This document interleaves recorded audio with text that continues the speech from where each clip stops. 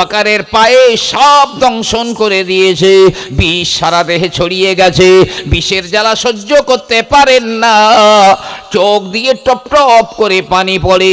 আমার নবী পাকের শরীর মোবারকে, জিসিম মোবারকে এক ফোঁটা আবু বাকারের চোখের পানি পড়ে যায়।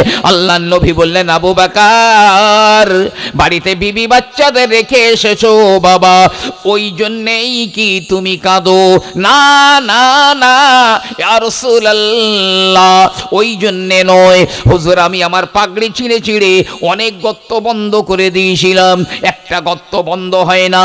আমি আবু বাকার আমার পায়ের গোড়ালি দিয়ে চেপে রেখে দিয়েছি, সব আমাকে দংশন করে নিয়েছে হুজুর, বিষের জ্বালা আর সইতে পারি না। নবী পাক যেখানে বলবেন সেখানেই কবর খুঁড়ে আমার দাফন করে দিও। আর যদি নবী পাকের কবর থেকে কোনো জবাব না আসে, উত্তর না আসে, তাহলে সাধারণ মুসলমানদের কবরস্থানে আমাকে দাফন করে দিও। আবু বকর সিদ্দিক রাদিয়াল্লাহু তাআলা আনহু ইন্তেকাল করেছেন, হযরতে আলী গোসল দিয়েছেন, কাফন দিয়েছেন, হযরতে ওমর জানাজা নামাজ পড়িয়ে দিয়েছেন। আবু বকরের লাশখানা, খাটিয়াটা নবী পাকের একদম কদম মোবারকের কাছে রাখা আছে। হযরতে আলী রাদিয়াল্লাহু তাআলা আনহু বলছি, ইয়া রাসূলুল্লাহ, ইয়া হাবিবাল্লাহ, এই সেই আবু বকরের লাশ আপনার কদমের কাছে রাখা রয়েছে, যে আবু বকর আপনার দিন বাঁচাবার জন্য সব কিছু উজাড় করে দিয়েছিলেন, এমনকি নিজে চট পরেও কাপড়টাও দান করে দিয়েছিলেন। ও আবু বকর আপনার বাল্য সঙ্গী, আপনার হিজরতের রাতের সঙ্গী, একবার আপনি বলে দিন আবু বকরকে কোথায় দাফন করে দিব?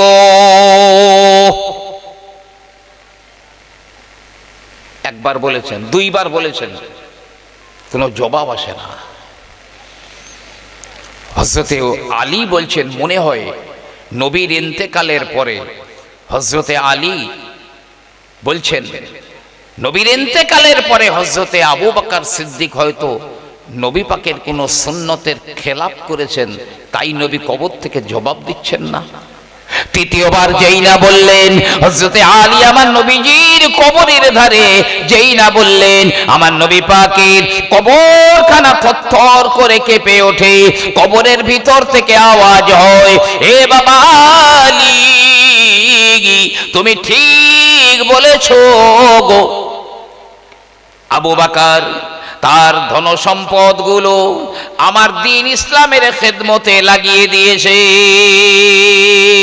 বকরের ওই মাদ্রাসার পাশে সব ভিড় করে আবু জেহেল বলে, সর্বনাশ, কোরআনের মধ্যে তেমন একটা জাদু আছে যে চম্বুকের মতো টেনে নেয়, এই আমাদের ছেলে মেয়েগুলো না জানি ওই দলে হয়ে যায়। এই আবু বকর, এই কোরআন তেলাওয়াত বন্ধ করো। কে কার কথা শোনে? সিদ্দিক আকবর রাদিয়াল্লাহু আনহু কোরআন তেলাওয়াত করেই যাচ্ছেন, বন্ধ হলো না। আবু জেহেল বলল, আবু বকরকে আবার মার শুরু করে দাও, পাথর ছুঁড়ে ছুঁড়ে মারে, রক্তাক্ত হয়ে যায়। হযরতে আবু বকর বেহুশ হয়ে পড়ে যায়। আবু জেহেল বলে, আবু বকর মারা গিয়েছে, চল বাড়িতে ফিরে চল। বাচ্চাদের নিয়ে নিজের বাড়িতে ফিরে চলে যায়। এক সময় আবু বকরের জ্ঞান ফিরে এলো, আবার কোরআন তেলাওয়াত শুরু করে।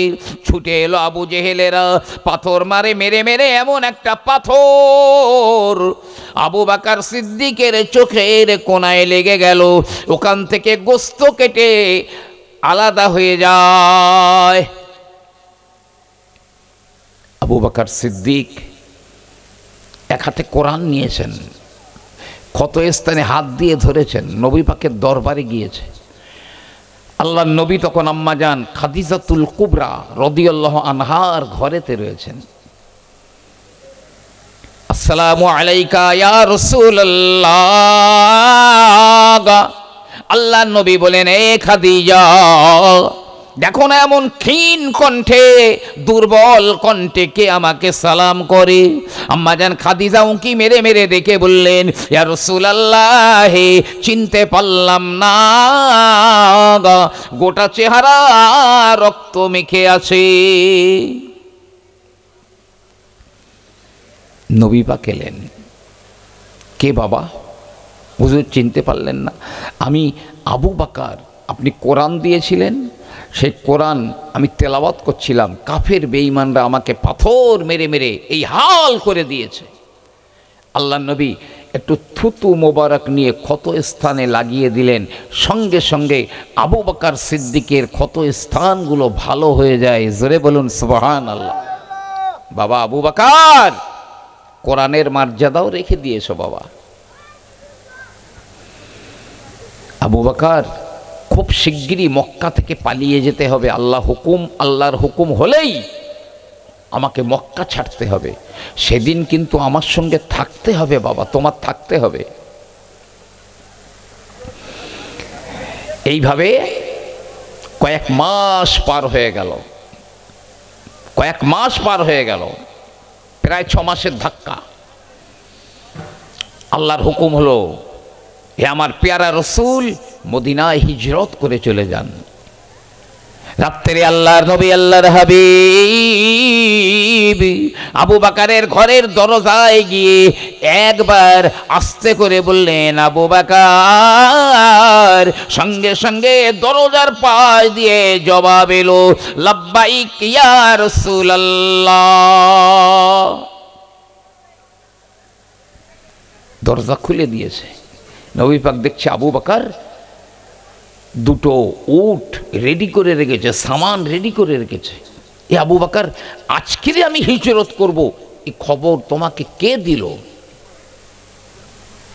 হুজুর কেউ দেয়নি। তাহলে আমি তো একবার ডেকেছি, তুমি জবাব দিয়ে দিলে।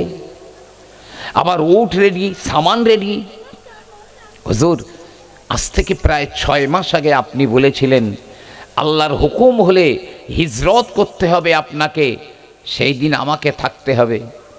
তাই সেই দিন থেকে রাতের বেলা আমি ঘুমাই না। দিনের বেলা আপনার দরবারে থাকি, কাজে থাকি, রাত্রের বেলা আমি ঘুমাই না। কখন আল্লাহর হুকুম হবে আমার নবী এসে আমার ঘরের দরজায় বারবার আবু বকর আবু বকর বলে ডাকবেন, আল্লাহর কাছে জবাব দিতে পারবো না। তাই সেই দিন থেকে আমি রাতের বেলা সারা রাত দরজায় পিঠ লাগিয়ে দাঁড়িয়ে থাকি আপনার অপেক্ষায়। আল্লাহ পাক বলেছেন, আমার আবু বকরের এই সিদ্দিকিন এদের সঙ্গী হয়ে যাও। বেরিয়ে পড়লেন আল্লাহর নবী, আবু বকরকে সঙ্গে নিয়ে বেরিয়ে পড়লেন। ও আমার ভাইরা, সংক্ষেপ কথা বলি, গারে সওর, ওখানে একটুখানি আত্মগোপন করে থাকতে হবে। আল্লাহর নবী নিচে দাঁড়িয়ে রয়েছেন। আবু বকর সিদ্দিক বলেন, ইয়া রাসূলুল্লাহ, আমি দেখে আসি। ওখানে চলে গেলেন। চলে গিয়ে ওই যে গুহা, ওই গুহাটা পরিষ্কার করে দেখলেন অনেকগুলো ছিদ্র রয়েছে। আবু বকর চিন্তা করলেন, আমার নবীজি এখানে থাকবেন, না জানে কোনো সাপ পোকামাকড় বার হয়। কাপড় নাই, মাথার পাগড়ি ছিঁড়ে ছিঁড়ে গর্তগুলো বন্ধ করে দিলেন। আর কাপড় নাই, একটা ছিদ্র রয়ে গেল। হযরতে আবু বকর নিচে এসে বলছি, ইয়া রাসূলুল্লাহ, চলুন এবারে চলুন, আপনি অনেক কষ্ট পেয়েছেন, আপনি আমার কাঁধের উপরে উঠুন, আমি কাঁধে করে আপনাকে ওই গারে সওরে নিয়ে যাই। যারা হজে গেছেন না, তারা নিচে থেকে দেখবেন গারে সওর, মানুষগুলো একটু একটু দেখায়, এত উঁচু। অনেকে বলেছেন আবু বকর সিদ্দিক নবী পাককে কাঁধে করে নিয়ে গারে সওরে গেলেন, ভিতরে নিয়ে গেলেন, ছিদ্র একটা খোলা, নবীর যেন কোনো ক্ষতি না হয়। আবু বকর সিদ্দিক নিজের পায়ের গোড়ালে দিয়ে ওই ছিদ্রটা বন্ধ করে নবী পাককে ডেকে নিচে নামালেন। নবী পাক আবু বকর সিদ্দিকের উরুর উপরে মাথা দিয়ে ঘুমিয়ে পড়েছেন। এমন সময় আবু বকর যে ছিদ্রটায় পায়ের গোড়ালি দিয়ে আছে বারবার কিসে ধাক্কা মারছে। আবু বকর ভয় পেয়ে যাচ্ছে, আরে কোনো সাপ নয় তো, আমার নবীকে এসে ক্ষতি করবে না তো। পা ছাড়ছে না, আরো জোর করে চেপে দিয়েছে। বারে বারে যখন ধাক্কা দিয়ে দিয়ে হলো না, আবু বকরের পায়ে সব দংশন করে দিয়েছে, বিষ সারা দেহে ছড়িয়ে গেছে, বিষের জ্বালা সহ্য করতে পারেন না, চোখ দিয়ে টপ টপ করে পানি পড়ে। আমার নবী পাকের শরীর মোবারকে, জিসিম মোবারকে এক ফোঁটা আবু বকরের চোখের পানি পড়ে যায়। আল্লাহর নবী বললেন, আবু বকর বাড়িতে বিবি বাচ্চাদের রেখে এসেছো বাবা, ওই জন্যেই কি তুমি কাঁদো? না না না ইয়া রাসূলুল্লাহ, ওই জন্যে নয় হুজুর, আমি আমার পাগড়ি ছিঁড়ে ছিঁড়ে অনেক গর্ত বন্ধ করে দিয়েছিলাম, একটা গর্ত বন্ধ হয় না। আমি আবু বকর আমার পায়ের গোড়ালি দিয়ে চেপে রেখে দিয়েছি, সব আমাকে দংশন করে নিয়েছে হুজুর, বিষের জ্বালা আর সইতে পারি না। কেন আগে আমাকে বলনি? আবু বকর তুমি কেন আমাকে বলনি? হুজুর আপনি ঘুমাচ্ছেন আমার উরুর উপরে মাথা রেখে, আর আমি যদি আপনার ঘুম ভাঙিয়ে দেই, কিয়ামতে আল্লাহ যদি বলেন আবু বকর একটুখানি সাপের বিষের জ্বালা সহ্য করতে পারোনি, আমার নবীকে ঘুম থেকে জাগিয়ে দিয়েছিলে? হুজুর তাই ডাকি না, পাছাড়ো পাছাড়ো। আবু বকর সিদ্দিক পা টেনে নিয়েছেন, তাড়াতাড়ি আমার নবী পাক একটু থুতু মোবারক যেখানে সাপে দংশন করেছিল ওই জায়গায় লাগিয়ে দিয়েছেন, সঙ্গে সঙ্গে বিষটা পানি হয়ে গেছে। সুবহানাল্লাহ। সাপ বেরিয়েছে। আসসালামু আলাইকা ইয়া রাসূলুল্লাহ। হুজুর আমি ইচ্ছা করে কামড়াইনি আবু বকরকে, আবু বকর তো সব ছিদ্র বন্ধ করে দিয়েছে। এক সময় এই গুহার মধ্যে একজন পাদ্রী, সে তৌরাত পাঠ করছিল যে আখির জামানার পয়গম্বর একদিন এই গুহার ভিতরে আসবে। আমি সেই দিন থেকে অপেক্ষায় রয়েছি আপনার সঙ্গে দেখা করব, হুজুর বেয়াদবি নেবেন না।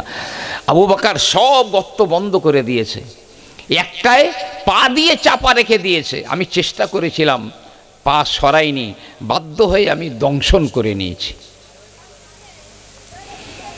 এসব করেছেন আবু বকর কিসের স্বার্থে? যে নিজের আখিরাতের স্বার্থে, নবীর ভালোবাসা, নবীর মহব্বতে নিজের জানটা কোরবান করে দিয়েছে। মদিনায় চলে গেলেন, মদিনাতুল মুনাওয়ারায় আবু বকর সিদ্দিকের ঘর হয়ে গেল, নবী পাকের ঘর হয়ে গেল, অন্যান্য সাহাবাদের ঘর হয়ে গেল।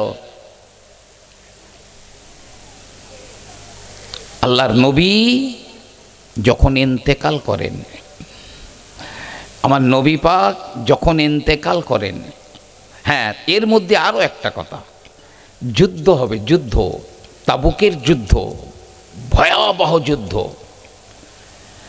নবী পাক আরও অন্যান্য যুদ্ধের সময় সাহাবাদের কাছে কিছু চেয়েছেন, বাবা কাফেররা আমাদের ইসলাম ধ্বংস করে দিতে চাইছে, কোরআন মুছে দিতে চাইছে, মুসলমান বলে একটা জাতিকে এরা ধ্বংস করে দিতে চাইছে। কিছু নিয়ে এসো। তো যতবার নবী বলেছেন ততবার আবু বকর সিদ্দিক সবার ফার্স্ট হয়ে যায়, আবু বকরের উপরে কেউ যেতে পারে না। হযরত ওমর রাদিয়াল্লাহু তাআলা আনহু একদা এবারে চিন্তা করেন, আরে না না, আবু বকর আমার নবীর বাল্য বন্ধু, আবু বকর আমার নবী পাকের হিজরতের সঙ্গী, বাল্য সঙ্গী। আবার নবী যখন কিছু ইসলামের জন্য, দিনের জন্য চায়, আবু বকর ফার্স্ট ডিভিশনে চলে যায়। না না না না, আবু বকরকে আর ফার্স্ট ডিভিশন যাতে না পায়, আমি ওমর এবারে চেষ্টা করব, আমার নবী যদি কখনো দিন ইসলামের জন্য চাঁদা চায়, আমি ওমর যেন ফার্স্ট ডিভিশন পাই, সে চেষ্টা আমি করে দেব, আবু বকরকে আর প্রথম স্থান অধিকার করতে দেব না। তাবুক যুদ্ধে নবী বলছে কিছু কিছু নিয়ে এসো বাবা। কাফের বেঈমানরা ইসলাম ধ্বংস করতে চাইছে, কিছু নিয়ে এসো, সবাই এনেছে। শুধু হযরতে ওসমান গনি রাদিয়াল্লাহু আনহু 1000 স্বর্ণ মুদ্রা এনেছেন, 1000 স্বর্ণ মুদ্রা, আর 1000 উট,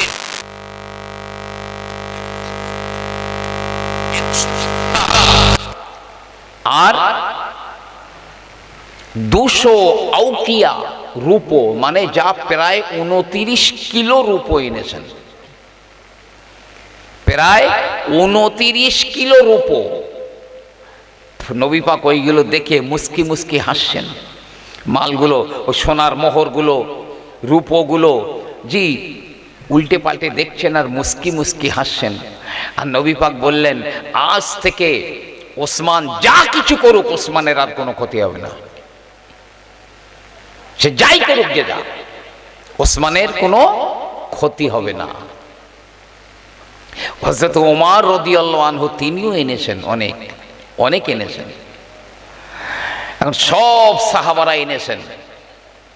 ওমর শুধু ঘন ঘন তাকিয়ে দেখছে, আবু বকর এলো না, আবু বকর এলো না। কখন নবী জিজ্ঞাসা করবেন কি এনেছো? ওই দিনে আমি ওমর আজকের ফার্স্ট ডিভিশন যাব। আমার নবী পাকও চিন্তা করছেন, আরে আবু বকর এলো না, আবু বকরের বিপদ হয়ে গেল নাকি?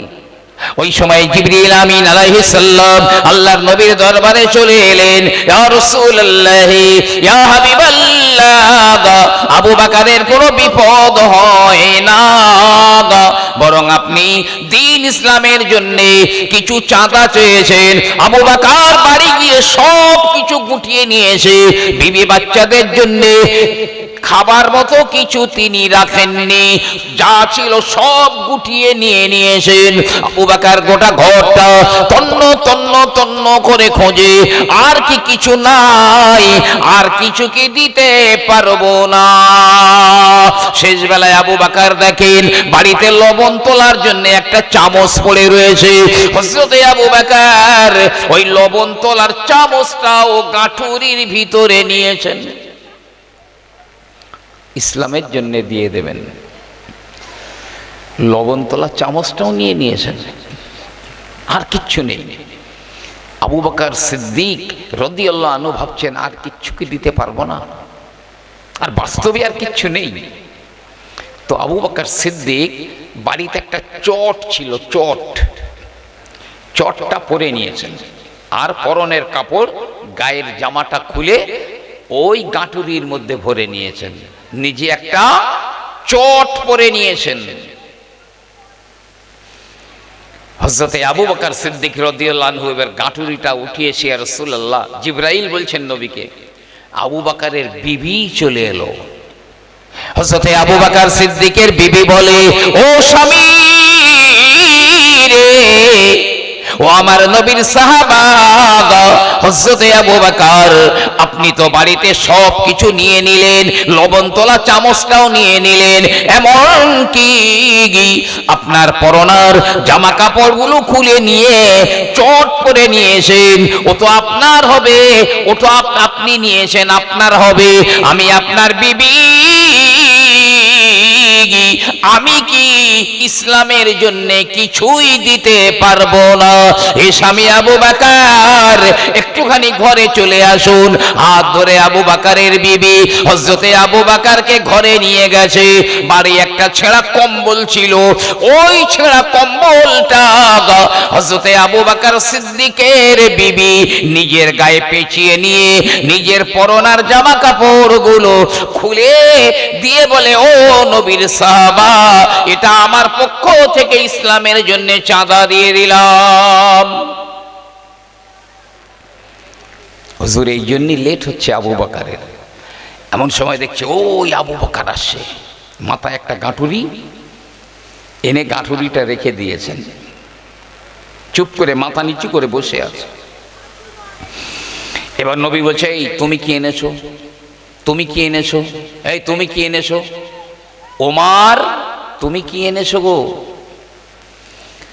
হুজুর, আমার বাড়িতে যা ছিল 4 ভাগের 3 ভাগ আমি এনেছি, 1 ভাগ বাড়িতে রেখে এসেছি। ওমর ভাবছে আবু বকর আজ এত আনতে পারবে না, 4 ভাগের 3 ভাগ এনেছে, যা ছিল 1 ভাগ রেখে এসেছে। শেষ বেলায় নবী বলছে, আবু বকর তুমি কি এনেছো বাবা? হুজুর আমার বাড়িতে যা ছিল আমি সব কুড়িয়ে বুড়িয়ে এনেছি, বাচ্চা কাচ্চাদের, বিবি বাচ্চাদের খাবার মতো কিছু নেই। একটা লবণতলা চামচ ছিল হুজুর, ওটাও এনেছি। আমি এই চট পরে আমার পরনার জামা কাপড়গুলো খুলে এনেছি, আর আমার বিবি একটা ছেঁড়া কম্বল পরে তার জামা কাপড়গুলো দিয়ে দিয়েছে। ওমর ভাবছে আবু বকরকে কখনো 2 নম্বরে আনা যাবে না। এমন সময় জিবরিল আমিন আলাইহিস সালাম হাজির। জিবরিল আমিন হাজির, চট পরে এসেছে। হযরতে জিবরিল আমিন চট পরে এসেছে। আল্লাহর নবী বললেন, ও জিবরাইল চট কেন পরে এলে আজ? জিবরিল আমিন বলে, আল্লাহর নবী শুধু আমি জিবরাইল নয়, আমার আল্লাহ পাকের तमाम ফেরেশতারা আজ চট পরে নিয়েছে। কি ব্যাপার ইয়া রাসূলুল্লাহ? আবু বকর আজ দ্বীন ইসলামের জন্য নিজের পরনার জামা কাপড় খুলে চট পরে নিয়েছে।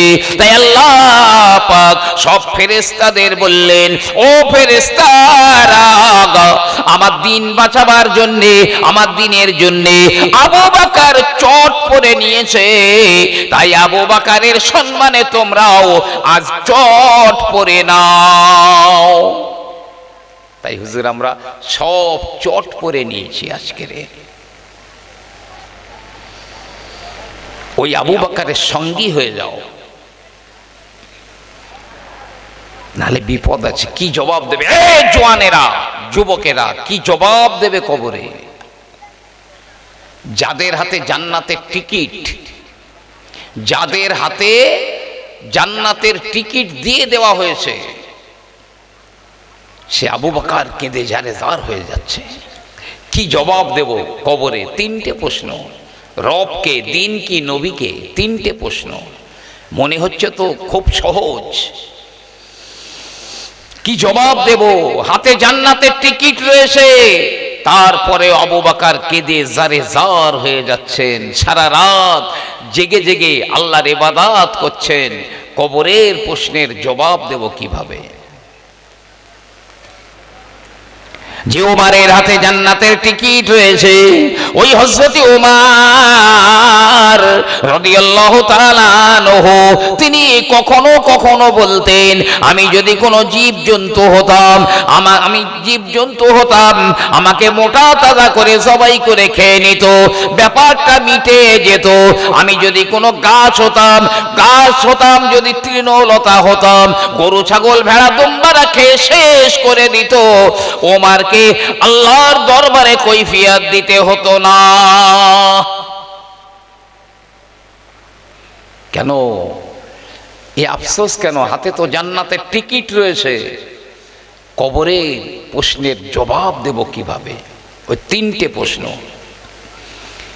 এখন তো আছি আমরা সব নিরাপদ।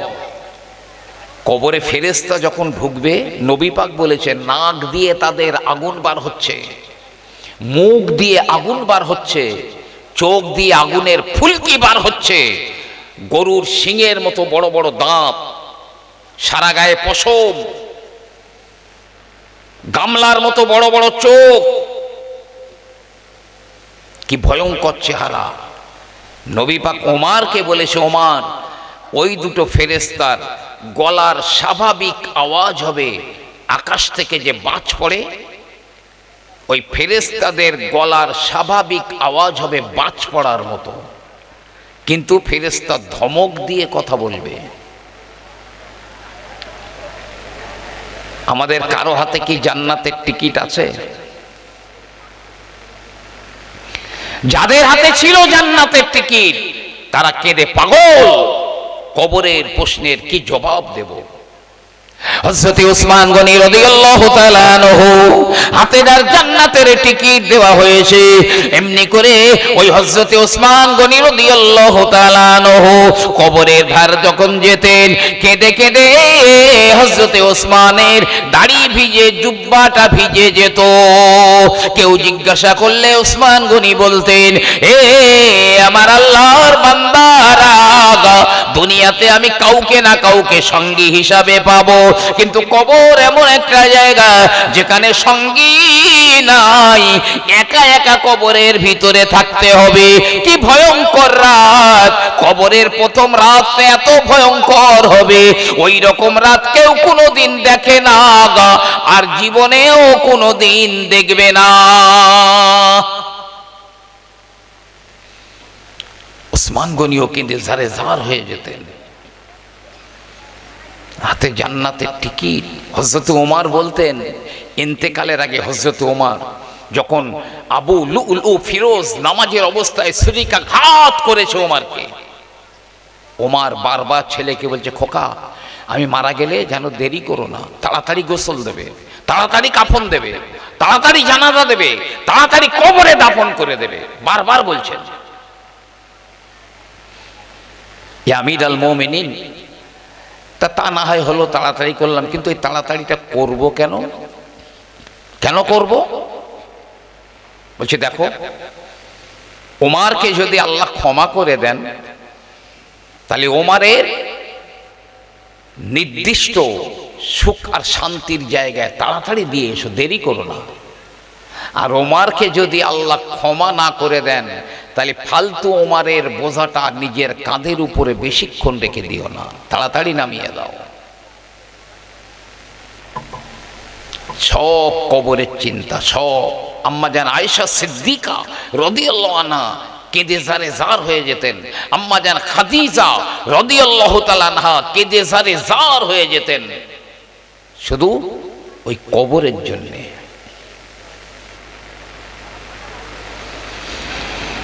ভাই আমার, বাবাজিরা আমার, আমার রাসূলুল্লাহ ইন্তেকাল হয়ে গেলেন, আল্লাহর নবীকে গোসল দেওয়া হলো, নবী পাকের কবর মোবারকখানা খুঁড়ে দেওয়া হলো। আমার নবী পাককে কবরের ভিতরে যখন নামিয়ে দেওয়া হলো, কবরে চারজনা মানুষ নেমেছে। হযরতে আব্দুল্লাহ ইবনে আব্বাস রাদিয়াল্লাহু তাআলা আনহু, তার একটা ছেলে, আরো 2, 3, 4 জনা নেমেছেন।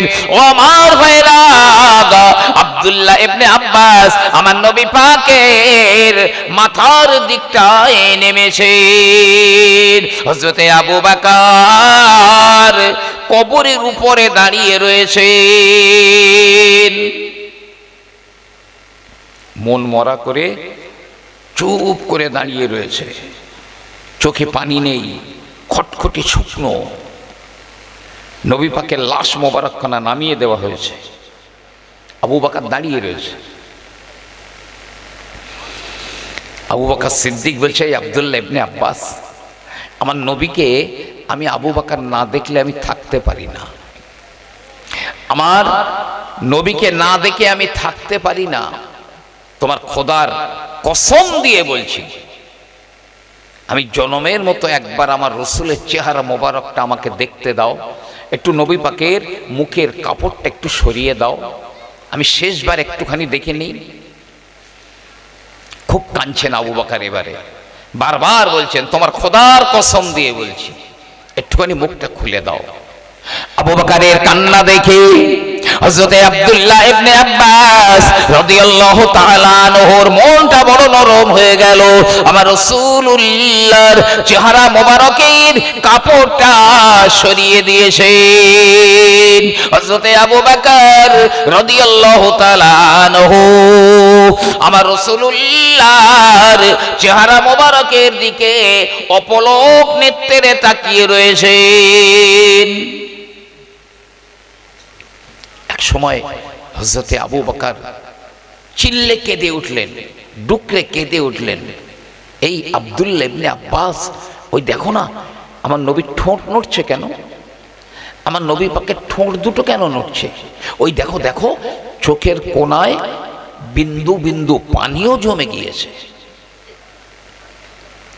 আব্দুল্লাহ ইবনে আব্বাস রাদিয়াল্লাহু আনহু ভালো করে দেখলেন, সত্যি তো নবী পাকের ঠোঁট নড়ছে আর চোখের কোনায় বিন্দু বিন্দু পানি জমে গেছে। আব্দুল্লাহ ইবনে আব্বাস রাদিয়াল্লাহু তাআলা আনহু বলেন, আমি আমার কানটা আমার নবী পাকের মুখের কাছে নিয়ে গেলাম, ঠোঁট কেন নড়ে, হালকা গুনগুনানি কেন আওয়াজ হয়? আব্দুল্লাহ ইবনে আব্বাস বলেন, আমি আমার রাসূলের মুখের কাছে কানখানা নিয়ে গেলাম, আমি স্পষ্ট শুনতে পাই আমার রাসূলুল্লাহ ঠোঁট নেড়ে নেড়ে উম্মতি উম্মতি উম্মতি বলেন। আমার নবীর চোখের কোনায় পানি জমে গিয়েছে।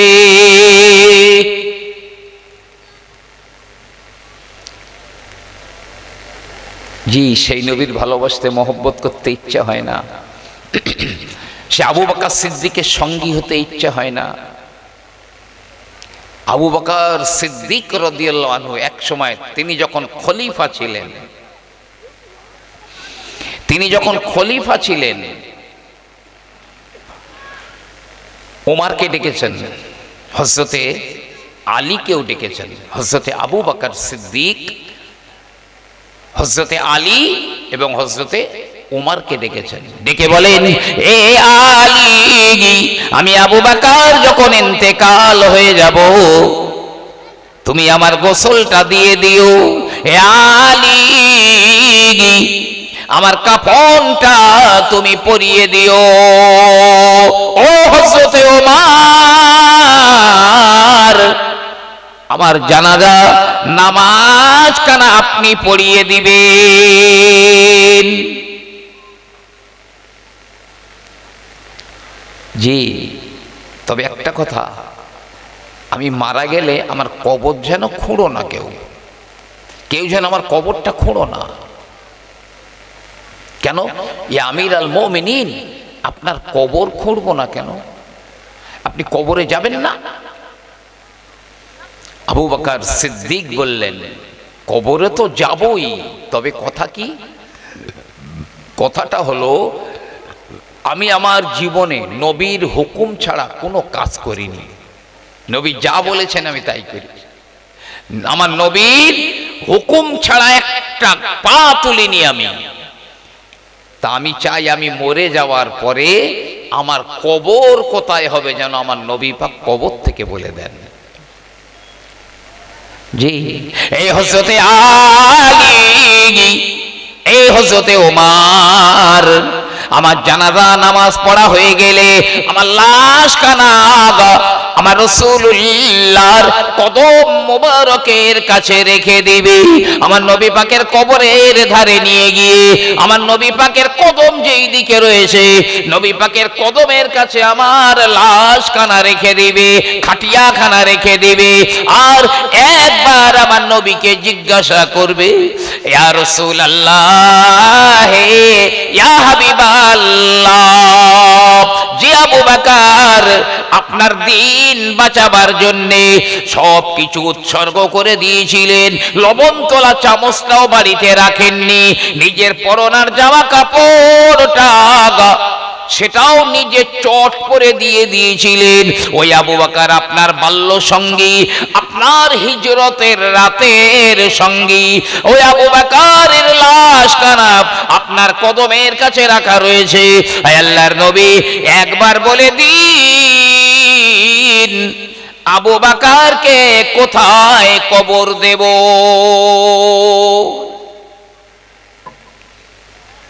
কবর শরীফ থেকে নবী পাক যেখানে বলবেন সেখানেই কবর খুঁড়ে আমার দাফন করে দিও। আর যদি নবী পাকের কবর থেকে কোনো জবাব না আসে, উত্তর না আসে, তাহলে সাধারণ মুসলমানদের কবরস্থানে আমাকে দাফন করে দিও। আবু বকর সিদ্দিক রাদিয়াল্লাহু তাআলা আনহু ইন্তেকাল করেছেন। হযরতে আলী গোসল দিয়েছেন, কাফন দিয়েছেন, হযরতে উমর জানাজা নামাজ পড়িয়ে দিয়েছেন। আবু বকরের লাশখানা, খাটিয়াটা নবী পাকের একদম কদম মোবারকের কাছে রাখা আছে। হযরতে আলী রাদিয়াল্লাহু তাআলা আনহু বলছি ইয়া রাসূলুল্লাহ ইয়া হাবিবাল্লাহ, এই সেই আবু বকরের লাশ আপনার কদমের কাছে রাখা রয়েছে, যে আবু বকর আপনার দিন বাঁচাবার জন্য সব কিছু উজাড় করে দিয়েছিলেন, এমনকি নিজে চট পরেও কাপড়টাও দান করে দিয়েছিলেন। ও আবু বকর আপনার বাল্য সঙ্গী, আপনার হিজরতে রাতের সঙ্গী, একবার আপনি বলে দিন আবু বকরকে কোথায় দাফন করে দিব?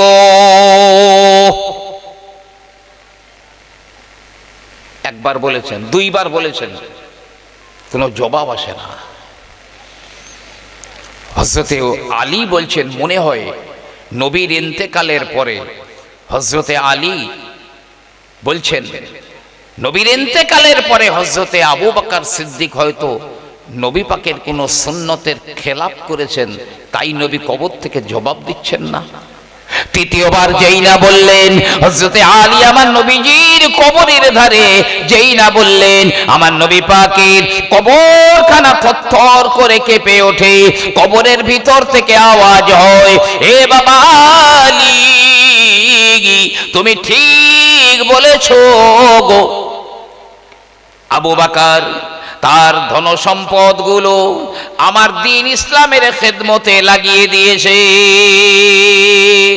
বাড়ির লবণ তোলার চামচটাও বাড়িতে রাখে না, চট করে নিয়ে কাপড়টাও দিয়ে দিয়েছে। আবু বকর আমার বাল্য সঙ্গী, আবু বকর আমার হিজরতের রাতের সঙ্গী, হে আলী যাও আবু বকরের কবরটা আমার কবরের সঙ্গী বানিয়ে দাও। জোরে বলুন না সুবহানাল্লাহ। আবু বকরের কবরটা আমার কবরের সঙ্গী বানিয়ে দাও। নবী পাকের একদম সিনা বরাবর পাশে কবর খুঁড়ে নবী পাকের পাশেই দাফন করে দেওয়া হলো হযরতে আবু বকর সিদ্দিক রাদিয়াল্লাহু তাআলা আনহুকে।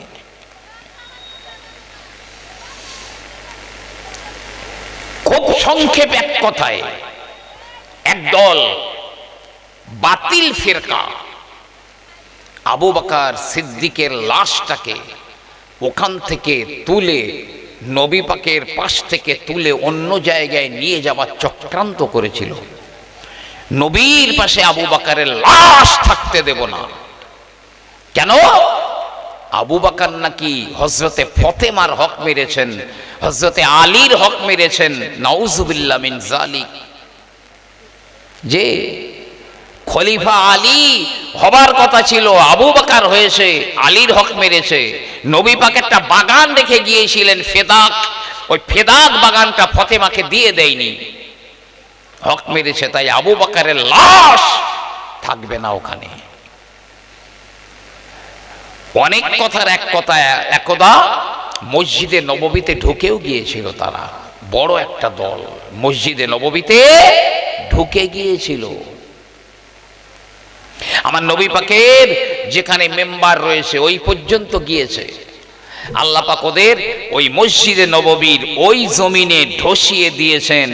আস্তে আস্তে মাটির ভিতরে যেতে যেতে গোটা দেহগুলো সব ওই মসজিদে নববীর ভিতরে ধ্বংস করে দিয়েছে।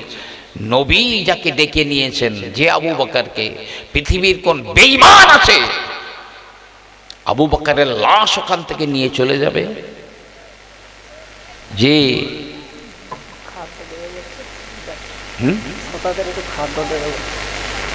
দাও তাড়াতাড়ি দাও।